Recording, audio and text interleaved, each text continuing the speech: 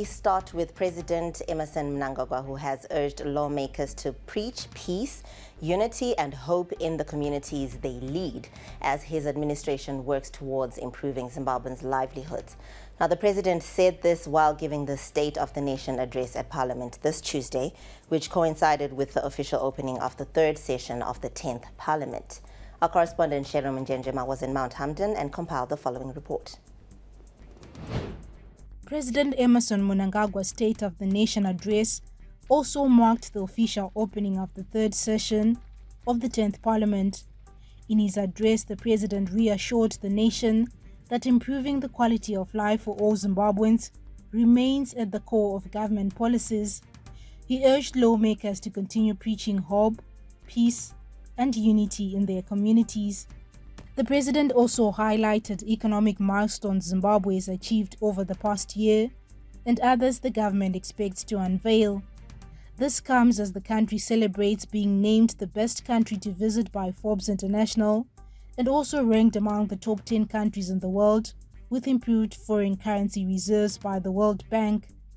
President Mnangagwa said his government is working to increase the capacity of the fuel pipeline network to 5 billion litres per year, a move expected to boost economic growth, projected at 6.6% this year. The country continues to enjoy adequate fuel supplies, benefiting from upgrading of the pipeline capacity to 3 billion litres per annum. Pipeline capacity will be further upgraded to handle 5 billion litres per annum.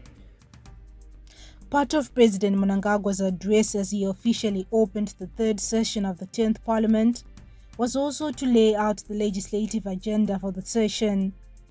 He urged lawmakers to expedite bills pending from the second session, including the Mines and Minerals Bill, the Zimbabwe Examinations Council Bill, and the Persons with Disabilities Bill, among others. The president said his government will prioritize legislation that advances devolution. Other laws, such as the Civil Protection Act, are expected to be repealed in favor of more modern legislation. The outstanding bills from the first and second sessions that were presented to Parliament must be concluded. These include the following: Occupational Safety and the Health Bill, the Public Service Amendment Bill, the State Service Pension Bill, the Pipelines Amendment Bill. President Mnangagwa also highlighted how water scarcity and climate change have become major challenges threatening the nation. He said his administration is working on integrated water resource management and strategic investments to address the issue. After the president's address, the Speaker of Parliament, Advocate Jacob Mudenda, tabled the president's speech in the House. I lay upon the table a copy of the speech which His Excellency the President of the Republic of Zimbabwe and the Commander-in-Chief of the Defense Forces, Dr. E.D. Mnangagwa, has been pleased to deliver to Parliament. The president's speech will also be uploaded on Parliament's website and be printed out in the Hansard. Parliament now has its work cut out for the third session of the 10th Parliament. From today, focus now shifts to turning today's agenda into law. Reporting for ZTN News, I'm Sherom Njenjema at Parliament. Now, our correspondent Eben Mabunda, who was also at Parliament, gives us reactions from legislators on the president's keynote address.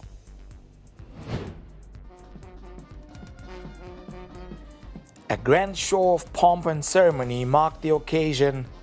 The President, His Excellency Emmerson Mnangagwa, arriving in style to a mounted police escort.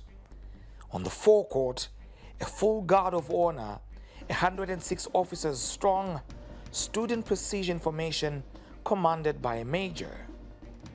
As the Commander-in-Chief of the Zimbabwe Defense Forces took to the dais, the air thundered with a 21-gun salute while the national anthem echoed across the parliament precincts, a moment of national pride and ceremony.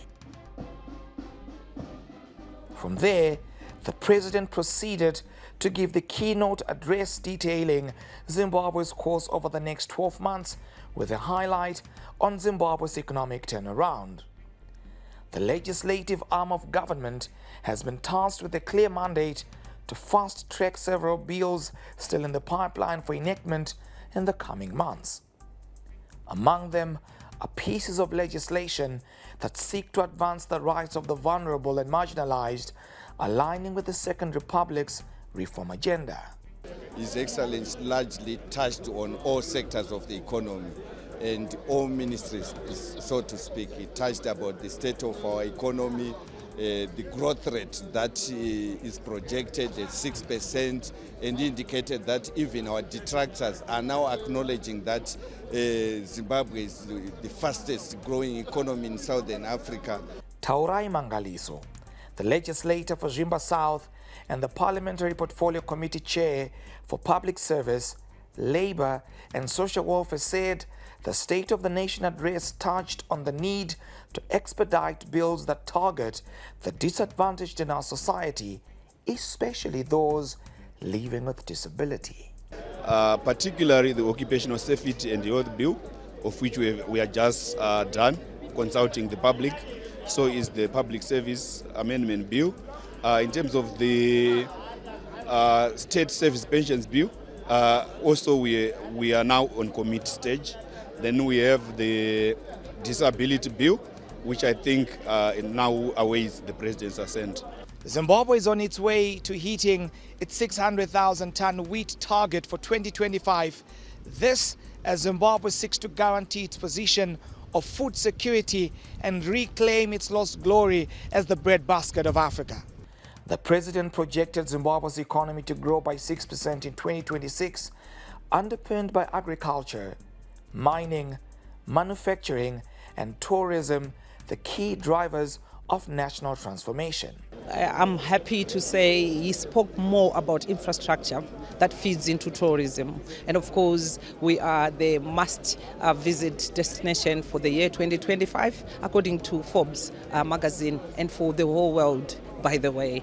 The devolution agenda also took center stage, described as a vital cog in the Second Republic and warmly embraced across all 10 provinces as a pathway to balanced and inclusive development. Parliament to ensure that the legislative agenda is followed to the letter, and we are geared to take that responsibility as Parliament.